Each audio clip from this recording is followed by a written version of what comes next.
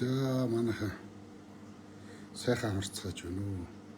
За энэ миний яг ураантай холбоотой дан яг ураанаар хийж байгаа дөрөвдөх лайв. Тэгээ энэ хүмүүс чи их сони лайв хийгээл ах чинь та урааны тухай дуураач. Тань та бас хэдэн дагагчтай дагагч нар чинь ойлгох ёстой гэдэг ингэ бичээд их юм. Энэ одоо миний ураантай холбоотой дөрөвдөх лайв. За би урааны эсрэг байгаа. 100% гэдэг юм уу, 1000% гэдэг юм уу, 1 сая% эсрэг. Шинжлэх ухаан яриад нэг мэдэмхийрэл амар ном унссан царай гаргаал. Амар юм мэддэг царай гаргаад байгаа. Хулгайчуд бол зүгээр л худлаа. Би удаадараа хэлж байгаа. Энэ яриад байгаа шинжлэх ухааны чинь хэн санхүүжүүлдэг? Та нарын бүх юмны урд яриад байгаа шинжлэх ухааныг хэн чиглүүлдэг? Хэн санхүүжүүлж хааш нь явуулдаг? Улныхан зориулсан шинжлэх ухаан тустай байдаг юм. Ойлгосноо? Шинжлэх ухаан би хэрэггүй гээгүү хэрэгтэй. Гэхдээ шинжлэх ухаан 100% хүн төрөлхтөн нэг одоо төлөө ажилласан гэвэл худлаа шүү. 50% хүн төрөлхтний төлөө 50% хүн төрөлхтний эсрэг ашиглаж байгаа. Гэхдээ та нар одоо Нагасаки, Хирошимад хаягдсан атомын бомбог юу юм? Тэрний хор хүн бол одоо ч дуусаагүй. Хэдэн саяар нь хүнийг хөнөөдөг цөмийн зэвсэг. Энэ хүн төрөлхтний төлөө энэ цөмийн зэвсгийг ашигласан юм. Одоо энэ янз бүрийн ураантай сум, танк, тэм хоёрт төв алгасах пүүжин, үе олноор нь устгах пүүжингүү. Хүн төрөлхтний төлөө зохион бүтээсэн юм. Хүн төрөлхтнийг алах гэж, хятах гэж шинжлэх ухааныг ашигласан. Ойлгосноо? Тэгэхээр шинжлэх ухаан дандаа хүний төлөө байдаг гэвэл худлаа. За би одоо энэ дээр нэг хэдэн баримт хэлье. За Шведэд урааны хаягдлыг багахан хэмжээгээр болж исэн. Шведэд шүү. Швейцарт үл бат Швейцарт. За энд яаж болсон бэ гэвэл цөмийн хаягдлыг хөрснөөс доошогоо 10 км доошоо ухсан. 10,000 м. Одоо бидний зогсож байгаа газраас доошоо 10 км ухсан. За цөмийн хаягдлаа болох гэж. Тэгээд тэр 10 км газарт 200 м зузаан. 200 м зузаан цул хар туулган хан усгсан. Цул хар туулга шүү. Хан. Ингээд тэнд болсон 10,000 жилийн баталгаа өгч ирсэн. Тэр компани, тэр урааны хаягдлыг Швейцарт болсон компани. 10,000 жилийн дотор бидний энэ болсон цөмийн хаягдал дээшээ гарч уруулд орж эрүүл мэнд болон ус мус янз бүрээр нөлөөлөхгүй гэдэг 10,000 жилийн баталгаа гаргаж иж бага хэмжээний юм болж ирсэн. За Монголд 10 км доошоо ухах уу? За яг энэтэй адилхан Германд болсон нэг компани 200 жилийн баталгаа өгж болсон Германд. За ингэсэн чинь юу 200 жил вэ? 20 жил ч болоогүй. Нөгөө уран тэр битүүмжилсэн саваа идэ цоолсон.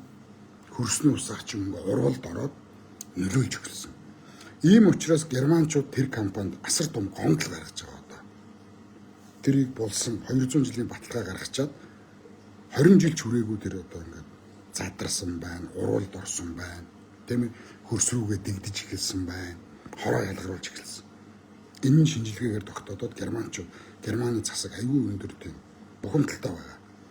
За гурав дахь нь яг Монголын дарга нар шиг.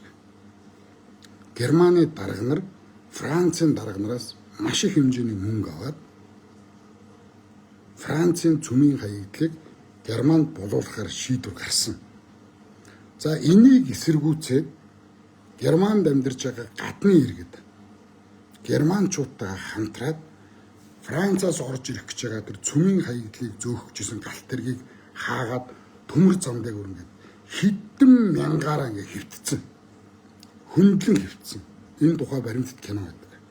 Германчууд Француудын цөмийн хавьдлыг нутаг дээр боловчлуулахгүй гэдэг ингээд төмөр зам дээр хэдэн мянгаараа игэнж хэвтээд энэ ажиллагааг бүрэн зогсоосон. Ингээ Францчууд цөмийн хаягдлаа ингээд Германд хайж чадах боломжгүй болсон.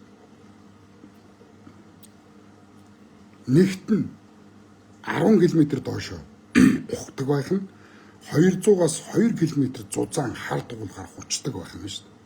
Тэгээд тэр газар 10,000 жилийн карантин тогтоодог. 10,000 жилийн тэр газар карантин тогтоодог. Одоо та нар Африкт Францчуудын уран ухаад хөхрийн хүчил шахаад хайсан газруудад нэг ширхэгч өвсгөө болсон. Битүү цүл улаан шороо. Тэнд байгаа хүүхдүүд, хөгшдүүд юусоо гэж машин явахаар л гүйдэг, дагаж гүйдэг. Тэгээд Францын нөгөө бие хангаалагч нар шууд АК-гаар шүршээл, хөлрөө шүршээл зогсоодог. Тэр хүмүүс гадны тэр машинтай явж байгаа тэр хүмүүсээс ганцхан юм гойдог. Мөнгө гойдог. Тэд нар ус өгөөч гэж гойдог. Тэдний ус юучгүй хорцсон. Африкт асар аимшигтай газрууд байгаа. Тэрүүгээр байгаа битүү малын сэг, хүний сэг, битүү үхсэн малын сэг, битүү үхсэн хүний сэг. Тэнд байгаа хүмүүс усал гойдог. Одоо энэ Монгол ардын намынхан учрал тэргүүтэй, хөрөлсөх тэргүүтэй хүмүүс Монгол улсыг яг ийм болгох гэж юм. За Австрал би дахиад нэг баримт ярив. Австрал Шинэ Зеландд за уугуул иргэд нэг Америкийн уугуул иргэд чинь индианчууд Австрал Шинэ Зеландд чинь аборигенчууд гэдэг үлээ тий аборигенууд гэдэг юм шалдаан хараа галтар юмнууд гүгээд идэг штэ. Тэр Австрал Шинэ Зеландын аборигенчууд гэж одоо нутгийн уугуулуудыг одоо эзлээд Австрал Шинэ Зеландыг одоо колони болгосон штэ. Францчууд. За энд нэг тийм тэр абориген өвгөн газар эзэмшдэг юм байна. Тэгээд тэр нутгийн уугуул иргэн одоо өндөр настай иргэн. Энэ бас нэвтрүүлэг баримт киногаар гарсан. За тэгсэн чинь тэр өвгөний тэр эзэмшил газрын доор уран байгаа юм байна. Уран. Энийг та нар айгүй анхааралтай сонсоорой. За тэр абориген өвгөний тэр газрыг худалдаж авахын тулд хаашаа 500 м газрыг 5 тэрбум доллараар авъя гэсэн. Хаашаа 500 м. Тэгэхээр хаашаа 1 км газрыг 10 тэрбум доллараар худалдаж авах хэрэг гарна. Тэгсэн чинь манайх чи юу вэ? 30 жил ашиглаад 3 тэрбум гинүү. Гэтэл өнөөдөр тэр абориген өвгөний эзэмшил газрыг худалдаж авахын тулд хаашаа 500 м мэдээж уурхай юм чинь 500 м хавтгай газар хаашаа 500 м газар томхон шиг ногооны талбай шиг газар уурхай ажиллуулна гэж байхгүй. Багадаа хаашаа 10 км газар явна. 10 км газар. Гэтэл тэр өвгөний газрыг уртаашаа 5 өргөөшөө 5 500 м квадрат газрыг 5 тэрбум доллараар 1 км гэдэг чинь тийм нэг га газрыг 10 тэрбум доллараар худалдаж авъя гэх. Ингэж тооцч мөнгө нь өгөө гэсэн.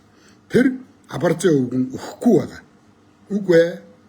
Би хэзээч энийг мөнгөөр газараа зарахгүй. Та нараас авах доллар бол дуусна. Харин энэ газар нутаг мөнх орших ёстой. Энэ миний эзэмшил газар дээр миний үр хүүхдүүд эрүүл саруул мөнх амьдрах ёстой. Гэ тэр өвгөө өгөхгүй байгаа. Тэгэхээр та нар үнэлгээг нь боддоо.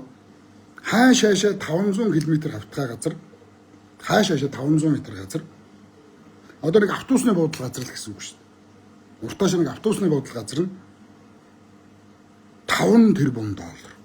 5 тэрбум. Ингээл бод. Тэгээ 1 км бол 10 тэрбум. Тийм үү? Ямар амар мөнгөөр худалдаж авах гэж байна. Тэгсэн чинь Монголд ухаж аваад цөмийн хаягдлаа Монголд хаяад тэгээ 30 жилд 3 тэрбум гэнэ. Ёстой хуцваа биз та. Энийг монголчууд ерөөсөө зөвшөөрч болохгүй. Энэний ард ерөнхийлөгч хүрэлцэх бай. Тийм үү? Ямар амар юм хийх гээд байгаагаа ерөөсөө ойлгох.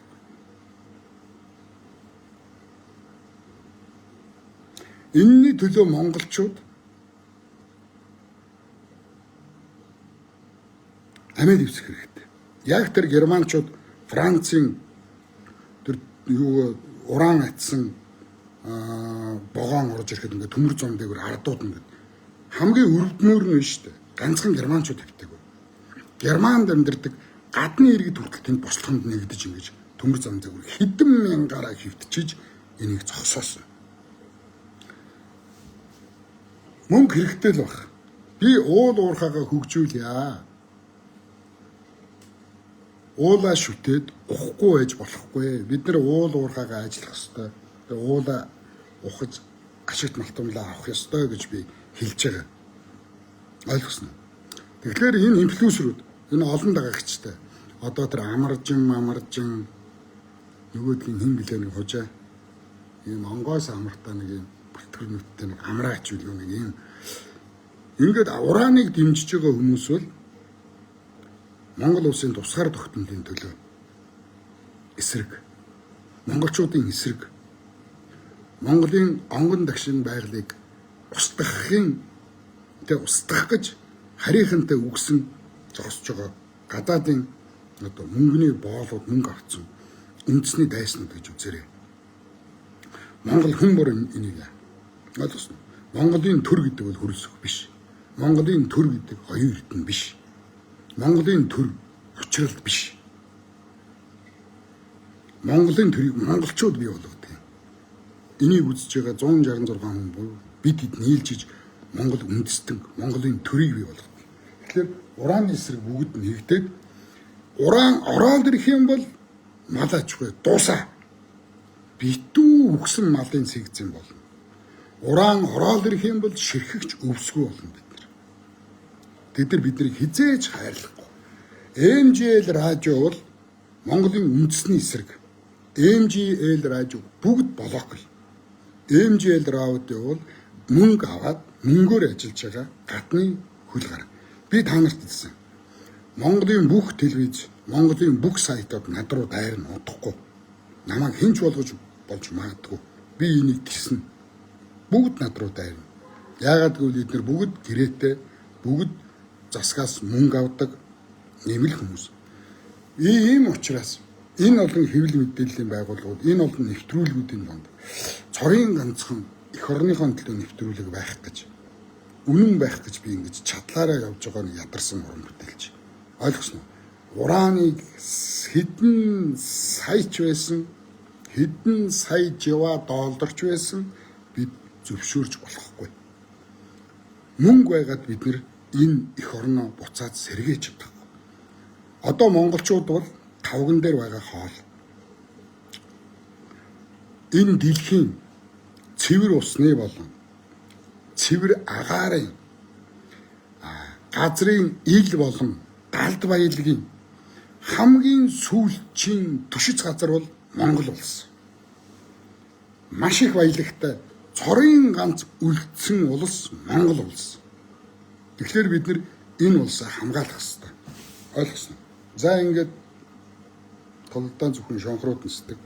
Дараагийн тав хүртэл баяртай.